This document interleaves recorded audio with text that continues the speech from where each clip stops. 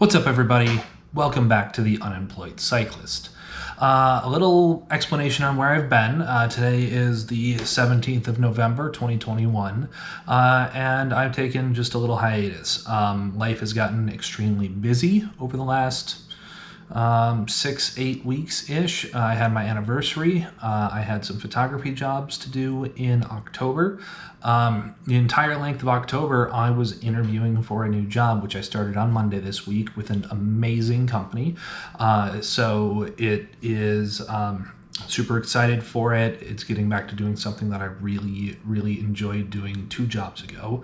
And I had to fly back to Michigan for some family stuff earlier this month. Finally, this past weekend, I spent 3 days photographing classic race cars up at Laguna Seca Raceway for an event called Velocity Invitational. If you are into cars, highly recommend. So, yeah, it's been an interesting 6 or 8 weeks of being busy with stuff other than cycling. My weight has definitely suffered. I'm up 5 or 6 pounds in that time, but I'm in a much better place now, just from a personal standpoint, from a happiness standpoint, so things are great. But I am going to try and start getting back to more regular posting. I gotta find time to ride road because my car that I transport my mountain bike with is currently in the shop. I dropped my mountain bike on the roof last night. It fell out of my roof rack. First time in 5 years of use that I've had any issues with that Thule roof rack. So I'm gonna chalk it up to a fluke accident, but my mountain bike tipped over last night and put probably a grapefruit-sized dent in the roof in one part, and then the pedal hit another part and put a dimple in it. So yeah, it'll be road riding maybe this weekend. I'll try and ride some new routes. I'm also rebuilding my strength and my fitness from all this time off. So I'm going to film a bunch of videos for the next few weeks of product reviews and things to look out for while cycling, just until I can get some miles under my legs and we can start getting back out and exploring Los Angeles together. So today's video is going to be a review on Shimano XT mountain bike pedals. This is an older pair that I have.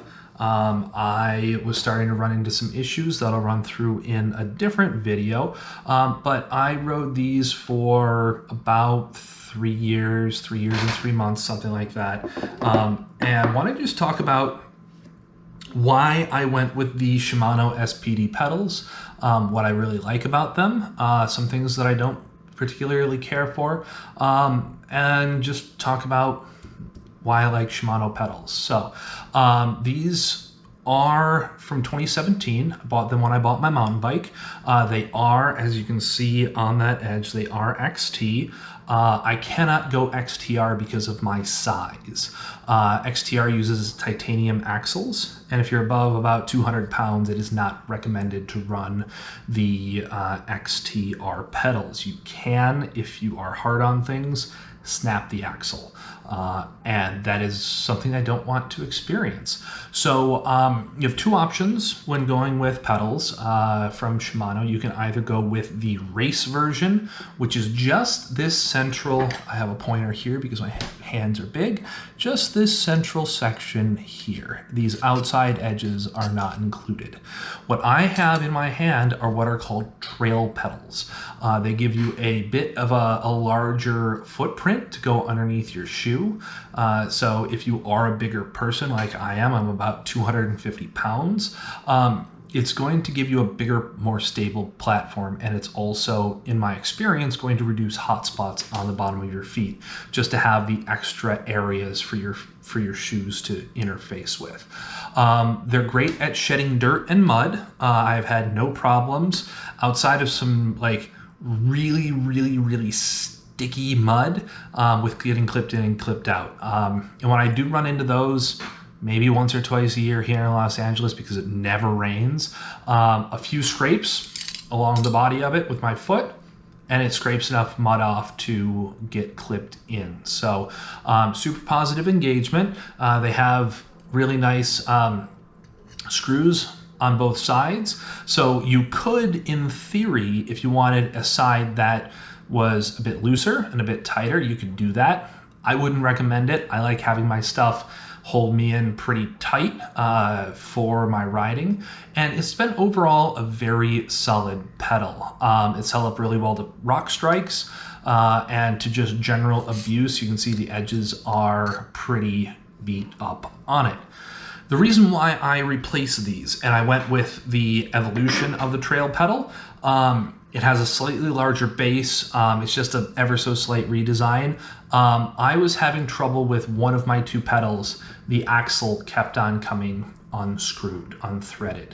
So you shouldn't, in my knowledge, and correct me if I'm wrong, I don't believe you should be able to unscrew these parts from the body by hand. And I have used wrenches on these to tighten them down quite a bit. What we traced it to was I didn't tighten them properly once, and the axle actually ovalized one of the holes in the body. So one of the holes on one of my two old pedals is actually shaped like an oval, and so it's not able to completely torque down properly anymore. And so my wife got me a new pair for my birthday over the summer. They're just as robust and just as awesome as the old pedals that I was running, but that is why I run these are the old pedals I was running were the M8020 mountain bike pedals. I just saw it on the body itself here. So I really like the Shimano Spd Pedals. It allows me to take my shoes to Michigan when I'm visiting my family and go to spinning classes. It allows, they're great at shedding dirt. It gives me positive engagement. It has a big surface area for weight bearing and spreading out the load, and highly recommend going with the Shimano XT pedals, whether you go the race or the trail. So with that, have fun, be safe, and get out there and ride.